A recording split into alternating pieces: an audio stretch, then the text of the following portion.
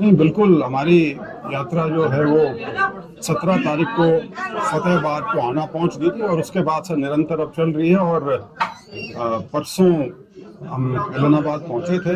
एलनाबाद 2 दिन की यात्रा थी और आज हम सिरसा विधानसभा में हैं। और इसके बाद फिर 2 दिन का गैप है। उसके बाद फिर आपका रानिया, डबवाली और कालावाली होगा। 31 मार्च तक ये वाला जो चरण है 13 विधानसभाओं का, जिसमें 5 विधानसभा कैथल वाली साइड में थी और 8 विधानसभा ये सिरसा लोकसभा की है, ये 31 मार्च तक हो जाएंगी। उसके बाद हमारी 20 विधानसभा बचेंगी जो आखिरी चरण में 5 मई तक हम करने का प्रयास रहेगा इसको। अशोक, आप हरियाणा के कई जिलों का दौरा कर चुके हैं यात्रा के जरिए। कितने किलोमीटर का जो सफर है वो आप तय कर चुके हैं? देखिए, जहाँ तक जिलों की बात है, वैसे तो ये 67वीं विधानसभा है, 67, लेकिन जिलों की यदि बात करें तो मेरे ख्याल से झज्जर छोड़ के कोई जिला ऐसा नहीं है जो छुआ ना हो, क्योंकि हम 2 कॉन्स्टिट्यूंसी रोहतक की भी कर चुके हैं, सोनीपत की भी कर चुके हैं, पानीपत की भी 2 कॉन्स्टिट्यूंसी हो चुकी हैं। तो उस नाते सारे हरियाणा में अब हमारी, वैसे भी 3/4 से ज़्यादा हरियाणा हमारा आज कवर हो ही गया उस नाते। और मेरे ख्याल से 2200 किलोमीटर के आसपास तो हो गए होंगे और 600-700 किलोमीटर और बचा होगा अगले जो 23 विधानसभा जो बची हैं। प्रधान जी, गाँव-गाँव जा रहे हैं, सड़क आप नाप रहे हैं जी। हरियाणा के लोग क्या चाहते हैं, क्या बड़े मुद्दे हैं? मुद्दे तो अनेकों मुद्दे ही मुद्दे हैं जी, लेकिन हाँ,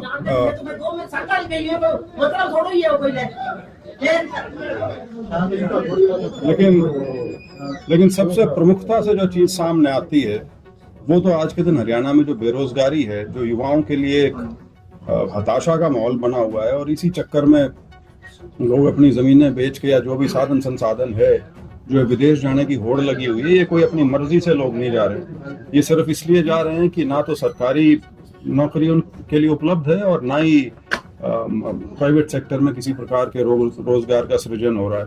तो ये एक बहुत बड़ी समस्या है। उसके अलावा कृषि के मुद्दे तो हमेशा ही इस सरकार में खड़े ही रहते हैं और मुद्दे तो होते हैं हमेशा, लेकिन जिस प्रकार की संवेदनहीनता ये सरकार दिखाती है, चाहे वो किसानों के प्रति हो, चाहे वो हमारे बच्चों के प्रति हो, युवाओं के प्रति, और उनकी जो रोजगार से संबंधित समस्याएं हैं उसके प्रति हो, ये है। उसके अलावा कानून व्यवस्था की स्थिति तो आपको पता ही है। मैं आपको उदाहरण देता हूँ। मैं कुरुक्षेत्र जब गया हुआ था तो कुरुक्षेत्र हरियाणा के सबसे ज्यादा पीसफुल जिलों में से उसकी गिनती थी, लेकिन अब कहते हैं कि पिछले 1.5 साल से जितना ज्यादा क्राइम कुरुक्षेत्र जिले में हुआ है उतना शायद हरियाणा के किसी और जिले में ना हुआ हो।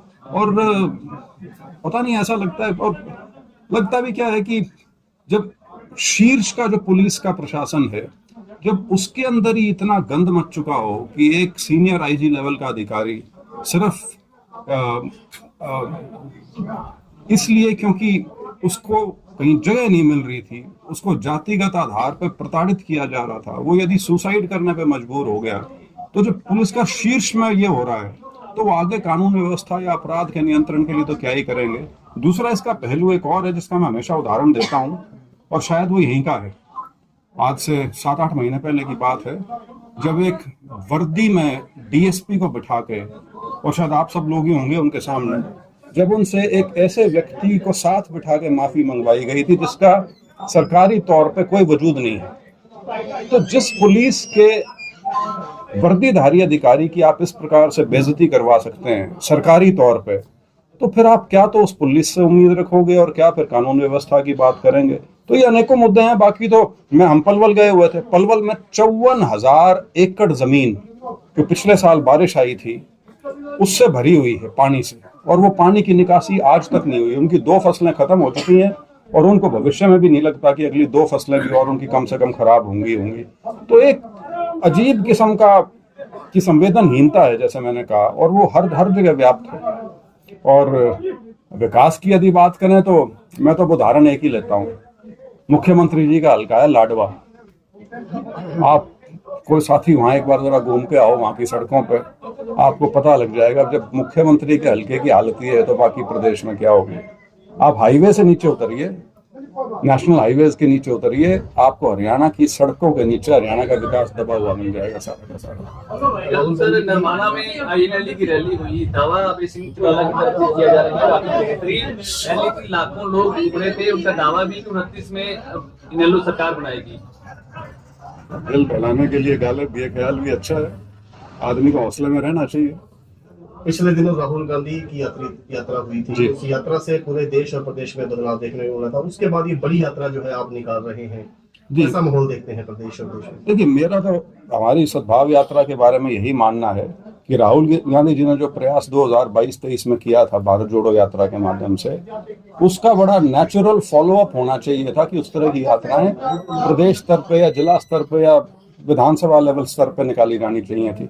तो मुझे खुशी है और इस बात का गर्व भी है कि हम देश में पहले हैं जो पूरे के पूरे प्रदेश के सारे विधानसभाओं में एक पदयात्रा हम निकाल रहे हैं। और मुझे विश्वास है कि इसका अनुसरण और जगह भी अब किया जाएगा, क्योंकि इसका जो असर है और जो रीच अपने आप बनती है, क्योंकि निरंतर जब आप सड़क पे होते, इवेंट नहीं है ये नहीं है कि एक इवेंट हुआ, एक जलसा हुआ, आप लोगों ने कवर किया, वो 2 दिन या 4 दिन खबर में रहेगा, उसके बाद गायब हो जाएगा।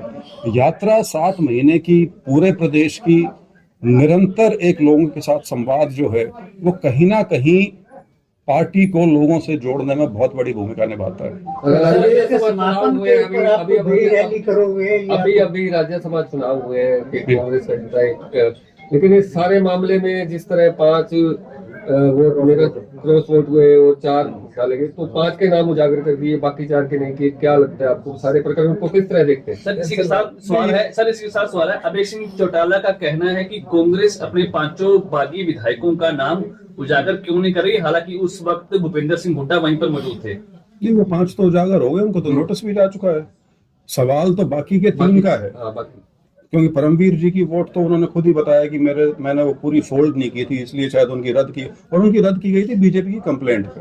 2 कंप्लेंट्स हुई थी, भरत सिंह बेनीवाल जी की और परमवीर जी की। तो परमवीर जी की तो एक उस नाते कैंसिल हुई है, लेकिन मेन है वो बाकी 3 कौन है, और उनके नाम शायद मेरे ख्याल से इस तरह से नहीं पता लग सकते, क्योंकि अब वो रिटर्निंग ऑफिसर ने कोई खेल खेला है या एक पहले से एक षड्यंत्र के तहत कोई छोटा मोटा ऐसा निशान लगाया गया जो पार्टी का एजेंट नहीं देख पाया, लेकिन रिटर्निंग ऑफिसर को पता था कि ऐसा निशान लगा मिलेगा इसके ऊपर, क्योंकि वो वोट तो पता लगा कि शायद ठीक डली थी, लेकिन उन पर बिंदी बुंदी कोई लगाई हुई थी। तो वो बिंदी तो हो सकता है हमारा इलेक्शन एजेंट ने ना देखी हो या ना ध्यान गया हो, लेकिन बात ये नहीं है। बात ये है कि 1/4 कांग्रेस के करीब 1/4 कांग्रेस के विधायकों ने दगा किया है, वो बिके हैं। बीजेपी तो आपको पता ही है, बिल्कुल बोरियों के मुंह खोल देती है, पैसे की बोरियों के ऐसे। एक साधारण सा चुनाव जिसमें 37 MLA कांग्रेस के थे, कोई कारण नहीं था कि इसमें तीसरा उम्मीदवार खड़ा किया जाता, लेकिन किया, जानबूझ के किया बीजेपी ने, क्योंकि ये ओछी राजनीति करना उनकी आदत बन चुकी है, वो उसके आदी हो गए हैं। और वो आदी शायद इसलिए भी हो गए हैं कि बिकने वाले भी लोग खड़े हैं दूसरी तरफ। लेकिन उससे भी ज्यादा मैं ये मानता हूं कि इसको इस तरह से भी देखना चाहिए कि इतने 1/4 MLA यदि आपकी पार्टी के विरोध में अगर वोट डाल रहे हैं, कुछ कैंसिल, कुछ ने डायरेक्ट क्रॉस वोटिंग की है, कुछ की कैंसिल हुई है, तो जिन लोगों को जिम्मेवारी दी हुई है उनको भी तो अपनी जिम्मेवारी माननी चाहिए। सिर्फ ये कह देने से काम नहीं चलता कि ये बिके हैं। बिके तो हैं, लेकिन बिकने की हालत क्यों आई है? शायद कहीं ना कहीं उनको अपना भविष्य जो है उसके ऊपर प्रश्न चिन्ह लगा दिख रहा है, तो सोचते हैं कि 3 साल जो बचे हैं उसमें इसी तरह की हरकतें करके अपना उल्लू साध लो किसी तरह से। चौधरी साहब, सर एक बात बोला, सिरसा में गुटबाजी चरम पर है। आपने भी अपनी यात्रा के अंदर देखी है कि सिरसा के 3 स्थानीय MLA आपकी यात्रा से नदारद रहे हैं। आज सिरसा के MLA सिरसा के अंदर खुला दरबार भी लगा रहे हैं, लेकिन कहीं ना कहीं आपकी यात्रा में शामिल नहीं हुए हैं। आपका इस बारे में क्या कहना? कोई बाध्य नहीं है जी यात्रा में शामिल होने के लिए, और हमारी यात्रा अब इन प्रश्नों से ऊपर चली गई है कि कौन इसमें आ रहा है कौन नहीं आ रहा, उससे हम बहुत आगे जा चुके हैं। ये शुरुआती हफ्ते 10 दिन की चीजें थी, कौन आएगा नहीं आएगा। अब हमारी यात्रा हरियाणा के राजनीतिक मानचित्र पर स्थापित हो चुकी है और लंबी यात्रा है। कोई आ जाए ना आए, हो सकता है कल को कोई आ जाए, बहुत से लोग आए भी हैं। हालांकि जिलाध्यक्ष तो आपके साथ कंधा से कंधा मिलाकर चल रही है, लेकिन आपके फादर साहब जब यहाँ पीसी करने आए थे तो उन्होंने अनाउंस किया था कि जो है विधायक, पूर्व विधायक या ex-MP वो भी साथ इंक्लूड होंगे। नहीं, देखिए, ये सद्भाव की यात्रा है। अगर किसी को इससे आपत्ति है, वो नहीं आना चाहता, तो ना आए। हम किसी के पांव पकड़ने नहीं जाएंगे इसके लिए। आप अगर इस मुहिम का हिस्सा बनना चाहते हैं, एक लड़ाई जो कांग्रेस पार्टी के लिए हम सड़क पे लड़ने लग रहे हैं एक लंबी यात्रा के माध्यम से, अगर आप उसका हिस्सा नहीं बनना चाहते तो आपको मुबारक हो। क्या है उसमें? मैं तो एमएलए भी नहीं हूँ। आप जिनकी बात कर रहे हैं वो तो पदाधिकारी हैं सारे के सारे। वो मेरी यात्रा में ना आए कौन जबरदस्ती कर सकता है? क्या यात्रा की रिपोर्ट ऊपर हाईकमान तक पहुंचाई जाएगी, कौन शामिल हुआ और कौन नजर आ रहा? नहीं, वो तो जब मैं 2 बार राहुल गांधी जी से मिला हूं, उन्होंने सीधे सीधे यही सवाल पूछे हैं मेरे से यात्रा के बारे में। लेकिन मैं चुगली करने का आदी नहीं हूँ। ब्रजेंद्र सिंह जी, चुनाव में लोग एक मिनट तो मैंने तो सबका साथ और सबका सहयोग मिला यही कहा है, लेकिन उनको जानकारी है सारी की सारी। चुनाव में लोग कहते थे, आज भी कह रहे हैं कि सारी कांग्रेस एक हो तो हरियाणा में कांग्रेस की सरकार बन सकती है। तो लोगों को वो फार्मूला नहीं मिल रहा है, ना ही आप बड़े नेताओं को मिल रहा है। क्या फार्मूला निकलेगा इसका? बन सकती नहीं है जी। कांग्रेस आज के दिन भी हरियाणा में सबसे मजबूत राजनीतिक दल है, लेकिन ये जो जानबूझ के 11-12 साल तक संगठन जो नहीं बनने दिया था, ये इसीलिए नहीं बनने दिया था कि लोगों की जो अपनी निजी दुकान पार्टी के माध्यम से वो चला रहे हैं वो जमी रहे। अब संगठन बन गया है जिला स्तर का, प्रदेश स्तर का भी मेरे ख्याल से जल्दी कार्यकारिणी वगैरह बन जाएगी। तो अब आप पाएंगे धीरे धीरे चीजें बदलेंगी, लेकिन अगर आप ओवरनाइट चेंज एक्सपेक्ट कर रहे हैं वो नहीं होगा, क्योंकि आदतें बिगड़ी हुई हैं कई साल से। सर, इशारा कहाँ है, किसकी निजी दुकानें हैं? बहुत से हैं। ये जो चीफ मिनिस्टरशिप का भूत चढ़ा हुआ है हरियाणा के सारे नेताओं पर, जब तक ये भूत नहीं उतरेगा तब तक आप बीजेपी से लड़ नहीं पाएंगे पार्टी के तौर पर। विपक्ष बौखला गया है आपकी यात्रा को देख के, कटाक्ष कर रहा है कि 10 साल बीजेपी में रहे, उसके वो एक कोई किसी को बनाता नहीं भाई। आत्म सामर्थ्य होता है तो ही आपकी पूछ होती है। यूं राजनीति में कोई चीज परोस के कभी कहीं नहीं दी जाती। ये जरूर है कि निकोलस क्लाइन हुए हैं एक अमेरिका के ट्रेड यूनियन लीडर, उन्होंने बहुत अच्छी चीज कही थी, किसी भी ऐसे आंदोलन या मुहिम के बारे में जिससे स्टेटस को या यथास्थिति बदलने का अंदेशा हो, तो उसमें पहली स्टेज होती है कि वो आपको इग्नोर करते हैं, दूसरी स्टेज होती है वो आपका मजाक उड़ाने की कोशिश करते हैं, तीसरी जब होती है, वो दोनों स्टेज जब उनकी फेल हो जाती हैं फिर वो आपसे लड़ते हैं, और जब आपसे लड़ते हैं तो आप जीत जाते हैं। तो हमारी यात्रा यही है। अभय सिंह चौटाला का रैली के जरिए बयान था कि कांग्रेस और बीजेपी पे हमला बोल रहे थे, एक सापनाथ और एक नागनाथ, इसलिए दोनों एक जैसी पॉलिटिक्स करते हैं, इसलिए हमने राज्यसभा चुनाव से किनारा किया। यार देखो, मेरे को ना इस तरह की शब्दावली का राजनीति में जो प्रयोग होता है ना, इनकी सुर्खियां जरूर बनती हैं, लेकिन ये छोटी बातें हैं। मतलब नागनाथ, सांपनाथ, इनकी पार्टी का इतिहास सारा का सारा बीजेपी के साथ रहने का है। पिछले कुछ साल को छोड़ के देख लीजिए, तो पिछले भी कुछ छोड़ दो, पिछली सरकार में भी वो भी इन्हीं का धड़ा था पार्टी का, वो भी सरकार का हिस्सा था, पूरी तरह से हिस्सा था। तो इनका बीजेपी के बारे में कुछ कहना ऐसा ही है जैसे मतलब अपनी झेप मिटाने के लिए कुछ बोलने वाली बात हो। इनको तो अभी मौका मिला होता तो ये दोनों वहाँ, इनकी वोट आपको मैं बीजेपी के independent, so called independent candidate के लिए भी डली दिखाता। वो तो बीजेपी इतनी कॉन्फिडेंट थी कि उन्होंने कांग्रेस में इतनी सेंधमारी कर ली है कि शायद इनको पूछा नहीं। वो तो खुशकिस्मती है करमवीर बौद्ध जी की कि बीजेपी वाले की एक वोट कैंसिल हो गई, नहीं तो सारा खेल हो गया था। तो सर, सिरसा में यात्रा चल रही है और सिरसा की सांसद आपकी यात्रा में शामिल होंगे? देखिए, वो मेरी यात्रा में 2-3 बार आ चुकी हैं। तो सेशन चल रहा है बजट का पार्लियामेंट में, मैंने अनुरोध उनसे किया हुआ है, वो तो कभी भी आ जाए, मतलब कोई ऐसी बात नहीं है। वो देखिए, यात्रा में जैसे मैंने कहा इवेंट नहीं है, तो वो हमारी यात्रा में 3 जगह आ चुकी हैं अलग अलग समय पे। उनका संसदीय क्षेत्र बल्कि जब हम सम्मान समारोह, उनका पूरा प्रदेश है जी, बहुत बड़ी नेता है कोई संसदीय। भूपेंद्र सिंह हुड्डा को भी निमंत्रण दिया गया? सबको दिया था जी मैंने, आए हैं वो तो शुरू में दिए थे, अब कोई यात्रा में शामिल हुए हैं हुड्डा परिवार? ना, बिल्कुल नहीं, अभी तक तो नहीं। हुड्डा परिवार में, हुड्डा तो बहुत बड़ा गोत्र है भाई, हुड्डा तो बहुत हुए हैं शामिल यात्रा में। भूपेंद्र सिंह हुड्डा, दीपेंद्र, मैं भी उन्हीं के परिवार का हूँ सर। इसके हुड्डा जी और मेरे पिताजी, मेरे पिताजी की बुआ के लड़के हैं वो। सर, आपको उम्मीद है कि भविष्य में जब यात्रा का समापन होगा उससे पहले शामिल हो सकते हैं? उनके ऊपर है, बहुत बड़े नेता हैं यार, उनका तो बल्कि आशीर्वाद इस यात्रा को एक उनका बच्चे की उम्र का व्यक्ति कांग्रेस के झंडे तले यात्रा कर रहा था, उनका आशीर्वाद तो पहले दिन से होना चाहिए था। नहीं मिला? मिला हुआ है, बड़ों का आशीर्वाद हमेशा साथ रहता है। एक जी अखिल विधायक का जो आज बयान आया है वो कह रहे हैं कि मुझे उम्मीदवार ही पसंद नहीं था तो मेरे को के बारे में, तो इसलिए मुझे उनका लड़का तो तक तो उनको छोड़ गया उनकी कारगुजारी की वजह से। अब क्या वो बोल रहे हैं क्या नहीं बोल रहे, मतलब ये बिकाऊ माल जो होता है ना, इनकी बातों को ज्यादा तरजीह नहीं देनी चाहिए, इनका आपको बहिष्कार करना चाहिए, क्योंकि ये आपके और मेरे सब के लिए, पूरे लोकतंत्र के लिए बहुत खतरनाक चीजें हैं ये जो हो रही हैं। राज्यसभा से ज्यादा साधारण चुनाव नहीं हो सकता। राज्यसभा का चुनाव बड़ा सीधा सा होता है, एमएलए की संख्या जिसके पास है, जिस पार्टी के पास, उसका उस अनुपात में बन जाना चाहिए, लेकिन उसको भी उसमें भी गंद मचा दिया चारों तरफ। महाराष्ट्र में भी चुनाव हुए, वहां तो 8 पार्टी हैं, लेकिन सर्वसम्मति से हो गया। जिसकी 3 बनती हैं उसकी 3 कैंडिडेट थे, जिसका 1 बनता था उसका 1 था। और यहाँ पे 37 एमएलए होने के बावजूद भी बीजेपी ने अपने वाइस प्रेसिडेंट को इंडिपेंडेंट कैंडिडेट बना के उतारा है।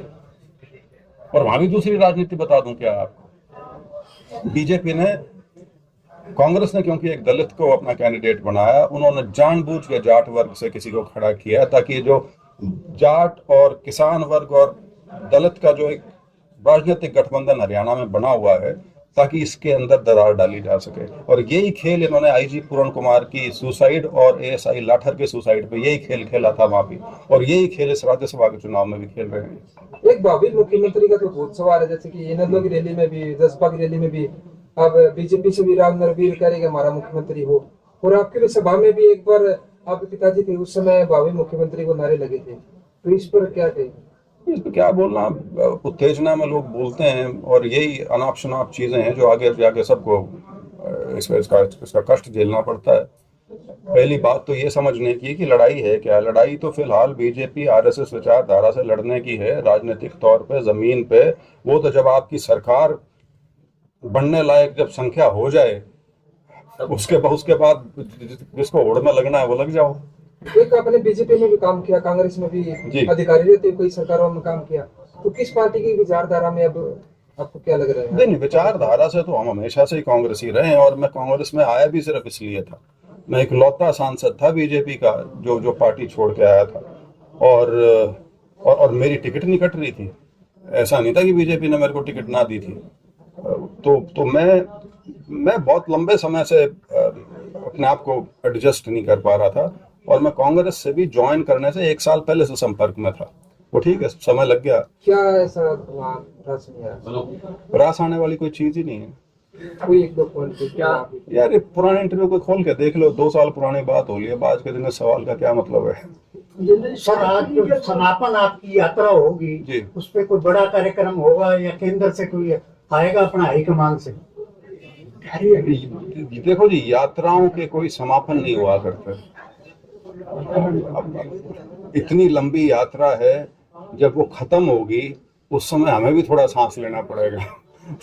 तो सीधा आप जलसे की तैयारी करना शुरू कर दें, देखेंगे उसका समय आने पर सोचेंगे। ये कहा था कि वो आए तो उनसे पूछना, ये सवाल है कि कार्यक्रम क्या करेंगे वो? नहीं, वो तो देखेंगे जी। अभी कोई इस तरह का विचार है नहीं कि यात्रा का समापन पे कोई बहुत बड़ा आयोजन करें, लेकिन बाद में जरूर करेंगे, क्योंकि ये जो पूरे प्रदेश में जो यात्रा की है, जो कांग्रेस के कार्यकर्ता, नए लोग इससे जुड़े हैं, उन सब को किसी एक जगह पे भी लाने का प्रयास रहेगा, और सबसे जो संबंध बना है उसमें और घनिष्ठता आए, पार्टी के साथ और जुड़ाव उन लोगों का हो, तो उस दिशा में जरूर हम बड़ा जलसा भी करेंगे बाद में, लेकिन तुरंत यात्रा के आखिरी दिन पे हो ऐसा नहीं है।